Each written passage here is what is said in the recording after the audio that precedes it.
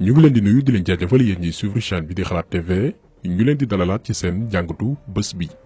tey nag dañuy ñëw ci jàngat boo xamante ni dafa yaatu lool jëm ci benn ci combat yi nga xamante ni jàpp nañ ni ñun Sénégal buñ ko boole ci suñu politique de développement maanaam tabax citoyen modèle ñooy raw ci àdduna bi yépp muy sàmm valeur. sàmm valeur boobu nag dafa am ñu koy jëmal jamono jii ñu ràññee leen depuis un certain temps muy ànd sàmm jikko yi ñu ci mel ni ONG Jamra itam ci loo boobu la ñu bokk. te kuréel yooyu noonu teg ay jéego yu am solo daan ci ñëw mais aussi mu am ñu taxaw temm ne lii du woy ndax bu ngeen fàttalikoo ci histoire du Sénégal képp ku mos a jóg ngir xeexal dëgg Sénégal ñu tabax ko ci suñu valeur ci suñu ndono maam dañ leen sàkkal pexe. bu ngeen seetaanee vidéo yi ñu defoon ci Mamadou Dia Cheikh Anta Diop Omar Blondin Diop lu bari ci commentaire yi li ñu wax mooy suñu maam ak suñu waajur yi naka la ñu sàgganee woon ba jëm yu mel nii rëcc Sénégal. parce que période boobu noonu pouvoir bi fi nekkoon muy waa parti socialiste dañ leen doon diaboliser di yàq seen der di leen xeex. bu ñu jëlee ku ci mel ni Cheikh Anta Diop est-ce que xam ngeen ni bi muy créé parti bii di RND muy rassemblement national démocratique Senghor daf ko bañaloon agrément ne du ko jox autorisation ba noppi daal di suspendre journal bi mu créé woon muy Siggi juste pour discours Cheikh Anta Diop ba ñu dugg ci nopp sénégalais yi. moo tax Cheikh Anta Diop ba mu génn àdduna la ko sénégalais yi gën a xam ñun suñu jamono par exemple ni ñu xamee Cheikh Anta Diop di ko gëstu suñu maameeg suñu papa yeeg yaay yi xamewuñ ko noonu. alors que boo demee ci yeneen dëkk Afrique dañoo foog ni Cheikh Anta Diop benn yonent yàlla la. nga jël Mamadou Dia moom dañ ko jaxase woon ak këru diine yi ne leen kii bu yoree réew mi quota yi leen di jox ci wàllum mbay li ngeen di bay di ko dundee di ci jariñu da koy nangu. alors que politique gu Mamadou Dia moo nekkoon du France mu ñuy imposer du ñu wax ñu lu ñu war a bay suñu politique agricole ñoo koy définiral suñu bopp. ñu daal di soppi discours Mamadou Dia en plus ñu ne bis bu faloo nitu diine yi dootuñu amati jàmm Sénégal nii la ñu diaboliser woon Mamadou Dia jaxase ko kilifa yi ba yéenam ci Sénégal matalewu ko. nga jël Omar Blondin Diop dañ ne woon xale bii yeekatu fitna la ndax ñoom Omar Blondin Diop ba ñu demee ba xam ne nguuru Senghor dañuy raye dañuy fatay bakkan Sénégal ñu ne am na indépendance ba noppi mais doomi France muy Jean Collin la ñu def ministre de l'intérieur bu Sénégal lii ñu bari dañ ko ëppale. Sénégal am na indépendance ba noppi mais doomi France la ñu jël dénk ko jëwriñ gi caatu biir réew mi ngir képp kuy tenir bépp discours boo xamante ni àndul ci sàmm intérêt France dañ lay sàkkal pexe. ñu ci mel ni Omar Blondin Diop ba ñu demee ba comprendre mbir boobu noonu ak fitna gi nguuru Senghor bëgg a yoree réew mi dañoo dem jàng li ñu woowee lutte armée jàngi xeex ngir aar seen bopp. ñu taxé ko de terroriste donc coow terroriste bi fi am fan yi du tay la tàmbali te jamonoy Omar Blondin Diop lañ ko tàmbali woon. ñu tuumaal ko itam ni benn agent étranger la bu bëgg a yee fitna Sénégal prison bi nekk Gorée lañ ko yóbbu daal di koy saakal pexe ray ko mi ngi amoon 27 ans ñaar fukki at ak juróom-ñaar. rappel bu ndaw bi nag lu tax ñu def ko mooy xamal doomi aadama yi que ni Sénégal yàgg na am ay traître yu nekk suñu biir ñoo xam ni képp ku jóg ngir sauver Sénégal ñu yàq la tilimal la ba dootoo tekkee ci dara. ñooñu noonu seeni doom ak seeni sët ñoo fi nekk ba tey di yeggali mission bi seeni maam daan def ndax deret dafa foor parfois nga dégg yenn ci yàqkat yi ne El Hadj Oumar dafa doon rey ay moromi africain am alors que bu ñuy nettali dañuy fàtte waxaale wala ñoo ko tey que El Hadj Oumar Tall tubaab yi la doon jàmbaar lool. mais ba muy xeex ak tubaab yi ay nit yu ñuul comme moom ñoo xam ne li El Hadj Oumar doon xeex mooy seen intérêt ñoo far ci côté tubaab bi di xeex El Hadj Oumar Tall. maanaam réew mi dafa yàgg am ay traître yoo xamante nii dañoo mës a yàq ay combat traître yooyu nag deewuñ ndax ku am doom ami sët deewoo léegi nag seeni doom ak seen sët yi nga xamante nii dañoo donnu deretu yàq combat dañoo donnu deretu jaxase ak féewale ñoo fi nekk ba tey di jéem a xajamal combat de sàmm jikko yi donte dañuy sonal seen bopp duñ ci am ndam ndax li ñu gis fan yi ci soutien jëmale ci kuréel gi ak yenn ci seeni membre da ngay xam ni Sénégalu démb ak Sénégalu tey am na différence lool ndax tey la information gën a yomb dëgg la am na ndaw yoo xamante nii kenn kontewul ci ñoom mooy yambar yeeg yaafus yi défendre mbon ak di ko wutal lay mais li ñu gis ci ay jeunes yu taxaw temm ngir protéger valeur Sénégal bu baax ñun daf ñu rassurer. moo tax vidéo tey bi bëgguñ ko rek yemale ci ànd sàmm jikko yi ak liggéey bu am solo bi nga xamante ni ñi nga nekk di def mais delloo njukkal bépp jeune bu gëm Sénégal yow mii di seetaan ci nga bokk ndax moo tax nga cliquer ci vidéo bi ba ci ay youtubeur yoo xamante nii bu leen neexoon yem ci seeni vidéo humour people ak yu ni mel ndax loolu moo tax ñu xam leen di leen topp bu ñu neexoon ci la ñu yem di wut ay partenaires lekk seeni millions seen yoon neewul ci réew mi mais dañoo engagé wu ci sàmm jikko yu baax te wolof dafa ni waaw góor dafa yokk jom. parfois li ëpp li ñu gis ci ay message wala commentaire mooy ndax waa Xalaat TV da ngeen bokk ci ñi créé ànd sàmm jikko yi ñu tontu leen ni déedéet mais dañoo jàppee suñu bopp membre ànd sàmm jikko yi ndax dañoo gis ni ñii ñun la ñuy xeexal ñun sénégalais yi suñuy doom ak ëllëg suñuy sët ba tax na waruñu gën a gore ndax réew yi ñuy woy les grandes démocraties bu weesoo parti politique ya fa nekk am doole lool dafa am société civile bu am doole itam boo xam ni képp kuy def dara di nga leen bàyyi xel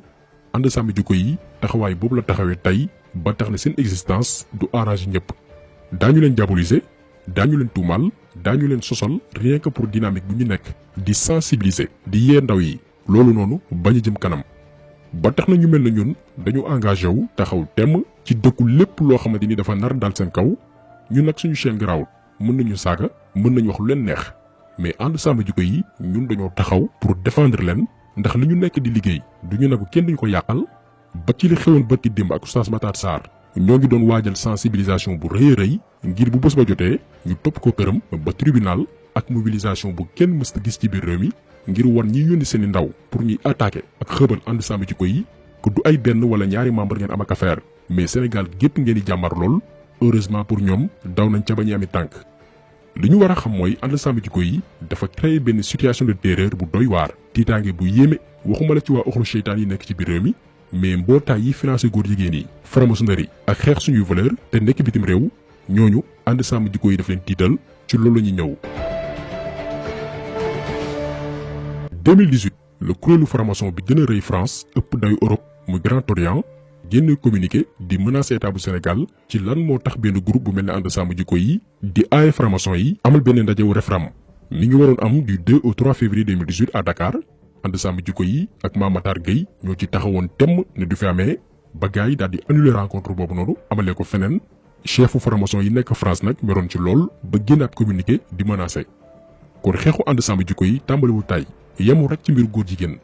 li gën a am solo sax ci seen xeex mooy attaqué agenda lobby maçonnique yi nga xamante ni dañu bëgg a jaar ci enseignement bi showbiz bi ak politique bi nga xamante ni franc-maçon yi dañoo taxaw temm ne ku bokkul seeni kuréel te bëgg a yutu ndombal tànk ci biir réew mi dañ la sàkkal pexe.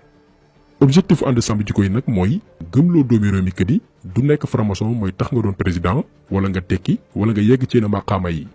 te lii li koy maye mooy maanaam def loolu ci bopp doomi aadama yi mooy sensibilisation ci lan mooy franc-maçonnerie. Ababacar Mbuub ak Cheikh Omar Diagne def nañ ci ay vidéo yu dul jeex ngir ku nekk comprendre que ni dugg ci mbir yooyu noonu mooy alku dugg ci mbir yooyu mooy jaay sa yowmal xiyaam jëndee ko àdduna gi nga xamante ni yàggul ay naxee mbaay la ak puuk réew discours yi nag arrangé wul lobby yi nga xamante ni chaque fois dañuy nekk ci recruter les meilleurs dans leur domaine ñi gën a xarañ ci seen fànn la ñuy wut di leen jéem a intégré ngir ñu mën a influencer ñu baree bari ndax nañ leen dugal leen ci ay loge maçonnique te mënatuñoo génn parce qu'au début dañ leen gëmloo woon ni lii benn association dong la nga dem ba nekk ci biir gis ni sa imaan mi ngi wàññeeku parce que force nga leen di côtoyer di leen fréquenter di bokk seeni ndaje dañ lay transmettre ay ondes yu négative yoo xam ni dafay am njeexital ci sa ngëm-ngëm di la soreel ak sa borom lii la ànd sàmm jikko yi di xamal jeunesse bi te am na ñu mu arrangé wul moo tax gars yi duñu taay ci xeex leen ngir noppiloo leen. nga jël aussi wàllum xeex ngóor jigéen bi nga xam ni bu ñu demee ci diine jàngal nañu ne bokk na ci bàkkaar yi suñu borom alaki askanu lëmm jamono yonent yàlla Lóot parfois nga dégg ku naan mbirum maandute naan maandu leen mais est-ce que bu doon maandute maanaam ku nekk ñu bàyyi la nga def lu la neex est-ce que kon yàlla dina orienté yonent yàlla Lóot ci askanu Sadom ngir mu génne leen ca mboon nga ñu nekkoon rawatina mbiru góor jigéen yonent yàlla Lóot daf leen waar yedd leen ñu dëgër bopp mu xas leen ñu lànk ne du ñu bàyyi yëfi bon yi ñuy def mu menacé leen ne leen su ma amoon kàttan ak mbooloo bi war dinaa jàmmarloog yéen sàkk leen pexe ñu wëcc seen jëf yu ñaaw ba yàlla alak leen kon ñiy wax waxi màndu nga la waay nañu gëstu seeni diine xool jaar-jaaru yonent yi lu waay di wuyoo daf koy ndiroo te lu waay gàtt gàttaloo yàgg nga dégg benn xadiis yonent bi mu naan boo gisee safaan soppi ko ak sa loxo yonent bi waxul nga muñ ko d'abord déedéet dafa ne da nga koy soppi ak sa loxo boo ko mënta soppi sa loxo nga jéem koo soppi ak sa làmmiñ boo ko mënta soppi nag sa làmmiñ nga naqarlu ko sa biir xol lii lañu yonent bu tedd bi jàngal Sénégal nag comme ni ko Oustaz Alioune Sall doon waxee 95% des musulmans mais boo ci génnee naafeq yi li ci des du bari ànd sàmm jikko yi nag ci wax ak jëf la ñu nekk te lii lañu diine jàngal. góor jigéen yi ñu ngi def seen agenda bëgg koo déroulé ci Sénégal te duñu nangu muus di naanee ñeex fii Sénégal muusu góor jigéen du di naanee ñeex.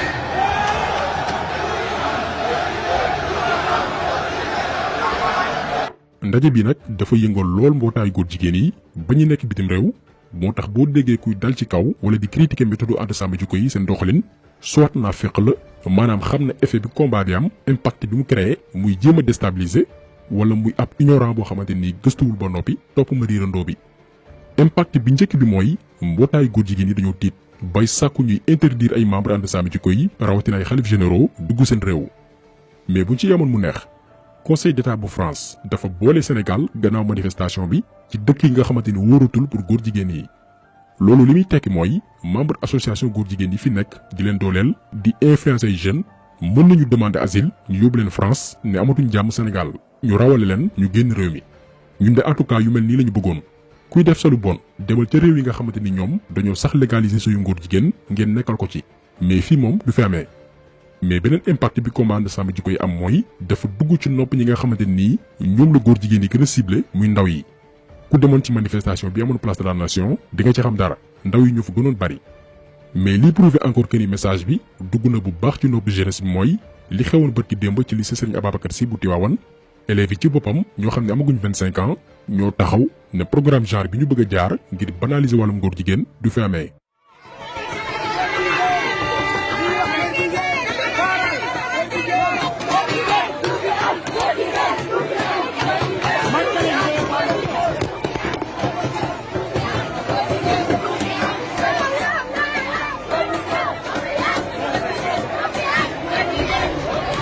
prise de conscience bii nag lan moo ko waral combat ànd sàmm jikko yi la kon kuréel bii nii menace la pour ñi nga xamante ni dañoo recevoir ay financement góor jigéen yi menace la pour ñi dooleel borom ñaari tur yi menace la pour góor jigéen yi nga xamante ni bëgg nañ tasaare seeni xeetu mbon ci biir réew mi kon lépp lu ñu mën a def pour diaboliser collectif bi lëndëmal xelu sénégalais yi duñ ci tàyyi ndax combat bi mi ngi am impact ci askan wi rawatina ndaw yi. ci ndaw yooyu nag daf ci am ñoo xamante ni toll nañ ci seen carrière foo xam ni mënuñu am lu ne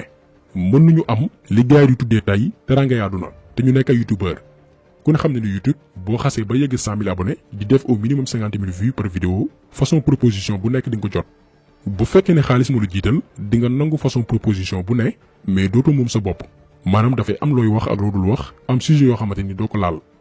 mais ñu gis ay jeunes youtubeurs yu am public bu leen di topp te la plupart ci seen public moo ñu intéressé wu ci wàllum showbiz lu reetaan lu ak yu ni mel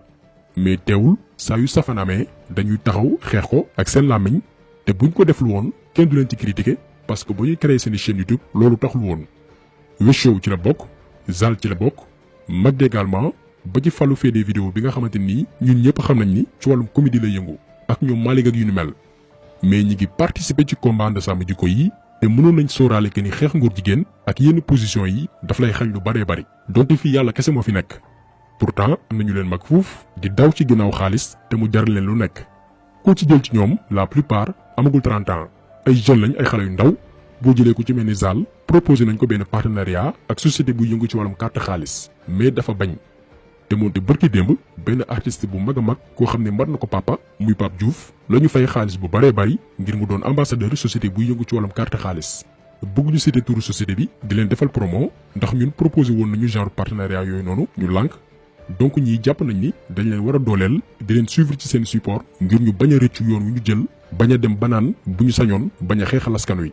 ñun de en tout cas dañ leen naw lool ak ñeneen ñoo xamante nii mënuñu leen lim dañ ci rek tànn ñii te lii daf ñu dolli rassuré que ni Sénégal dina soppeeku par force ndax am na benn éveil de masse bu ñu remarqué boo xamante nii moo nar a changer Sénégal ak jeunesse bu éveillé boo xamante nii ñi ngi ci ay domaines yu wuute te engagé wu lool ci seen réew. am na sax yeneen jeunes yoo xamante nii seen yoon newul ci wàllum politique seen yoon newul ci yenn combat yi mais ñi ngi mëne ay action yu am solo ci seen domaine mën nañ jël ku ci mel ni Maodo Massoud Diop di yëngu ci wàllum social mën nga jël ku ci mel ni Sophie Gueye donc ku nekk bu defee li mu war a def ci domaine am lépp jaar yoon te gëm nañ ni lii mooy defar Sénégal parfois nga dégg ku ne ànd sàmm jikko yi lan moo tax duñu wax ci lii wala ci lii mais ñoom moment bi ñu nekk di xeex benn mbir yow lan moo tax nga organiser wu xeex la bu ko defee kii bu nekkee ci fii kii nekk fële kële nekk feneen mais combat yi dañ koy songu daal di koy daan mais yow defoo dara xeexoo góor jigéen xeexoo franc-maçon bu ñuy xeex ngir wàllum pétrole duñ la gis bu ñuy xeex ngir wàllum démocratie kenn du la seen yow participer woo ci benn combat mais yaay taxaw di wax ku ci nekk ban posture ak ban taxawaay la war a am genre nit yooyu noonu dañoo war a noppi moo leen war kon taxaw seetlu bi tey loolu woon ñu ngi leen di gërëm di leen jaajëfal di leen di daje incha allah beneen yoon ci beneen jàngat jaa ngeen jëf